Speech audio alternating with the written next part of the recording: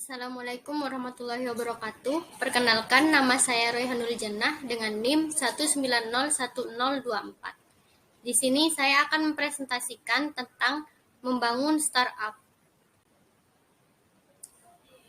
Usaha adalah sebuah tindakan, jadi sebaiknya Anda tidak hanya berteori saja, melainkan membuktikan dengan usaha. Hal-hal yang menjadi tugas kita saat ini untuk memulai usaha adalah: 1. Melawan keterbatasan. 2. Melawan ketidakpastian. 3. Melawan kemalasan dan keengganan. 4. Melawan ketidakberdayaan. 5. Melawan gravitasi kemunduran. 6. Melawan gravitasi kematian usaha.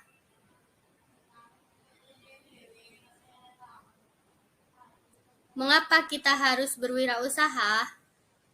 Yaitu untuk menjadi wirausaha karena terpaksa dan desakan kebutuhan hidup, coba-coba atau faktor lingkungan, atau iseng daripada hanya membuang waktu. Wirausahawan yang inovatif dan terus berpikir kreatif dalam memilih peluang untuk meningkatkannya. Keturunan, karena keluarga sebagian besar adalah pengusaha, sengaja terjun menjadi pengusaha atau karena passion atau bakat atau panggilan jiwa, kerja sampingan.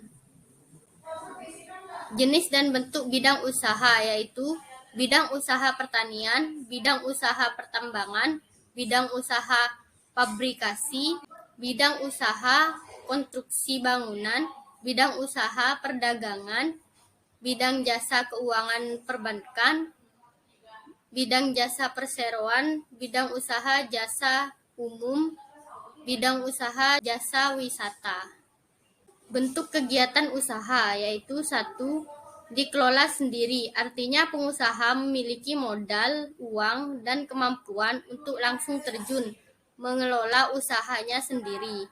Dikelola orang lain, artinya pengusaha cukup menyetor sejumlah uang dan pengelolaan usahanya diserahkan kepada pihak lain atau investasi. Cara memulai usaha yaitu 1. Mendirikan usaha baru. Ada 3 bentuk usaha baru yang dapat dirintis, yaitu perusahaan milik sendiri, persekutuan atau partnership, perusahaan berbadan hukum. Kemudian yang kedua, mengambil alih bisnis keluarga, membeli bisnis yang telah ada, kerjasama manajemen dengan sistem waralaba atau franchising. Jenis waralaba yaitu distributorship atau penyaluran barang. Bisnis gaya rantai 3, manufacturing agreement atau memproduksi barang. Kerugian waralaba yaitu berbagi keuntungan, pengendalian keuntungan. Dukungan manajemen yang diberikan oleh franchisor berupa 1. Pemilihan lokasi usaha, 2. Bentuk bangunan, 3. Layout gedung dan ruangan, 4. Peralatan yang diperlukan, 5. Pemilihan karyawan, 6. Penentuan atau penyediaan bahan baku atau produk, 7. Iklan bersama, 8. Gaya pengolahan yang telah terbukti, 9. Nama yang telah dikenal, 10. Dukungan dana. Bentuk kepemilikan bisnis yaitu 1. Perusahaan perseorangan, perusahaan yang dikelola dan diwarisi oleh satu orang, memperoleh sebuah keuntungan, di sisi lain menanggung semua resiko yang timbul dalam kegiatan usaha. Keuntungannya yaitu mudah dibentuk dan dibubarkan, bekerja dengan sederhana, pengelolaannya sederhana, tidak perlu kebijakan pembagian laba. Kelemahannya, tanggung jawab tidak terbatas, kemampuan manajemen terbatas, sulit mengikuti pesatnya perkembangan usaha, sumber dana hanya terbatas pada pemilik, resiko kegiatan perusahaan ditanggung sendiri. Perseroan komanditer atau CV. Persekutuan yang didirikan oleh beberapa orang yang menyerahkan uangnya untuk digunakan dalam persekutuan sebagai modal perseroan. Keuntungannya yaitu pendiriannya relatif mudah, modal yang terkumpul lebih banyak, kemampuan untuk memperoleh kredit lebih besar, manajemen dapat diversifikasikan, kesempatan untuk berkembang lebih besar.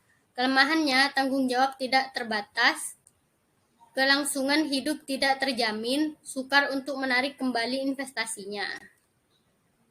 Koperasi, menurut Undang-Undang Nomor 25 Tahun 1929, koperasi adalah suatu bentuk badan usaha yang beranggotakan orang-orang atau badan hukum yang melandaskan kegiatannya pada prinsip koperasi sekaligus sebagai gerakan ekonomi rakyat berdasarkan asas kekeluargaan.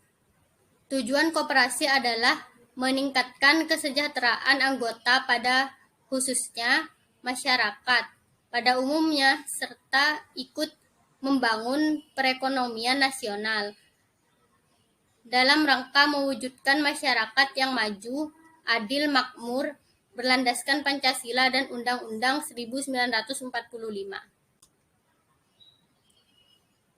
Badan usaha milik negara atau BUMN merupakan perusahaan bentuk badan usaha yang tunduk pada segala macam hukum di Indonesia.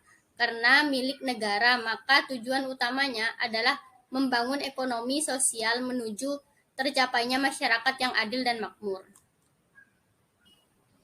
Yang harus diperhatikan saat memilih bentuk pemilikan bisnis yaitu pendekatan dalam mendirikan usaha baru, pertimbangan dalam memilih bentuk perusahaan, birokrasi dalam membuat usaha. 1. Jenis izin usaha.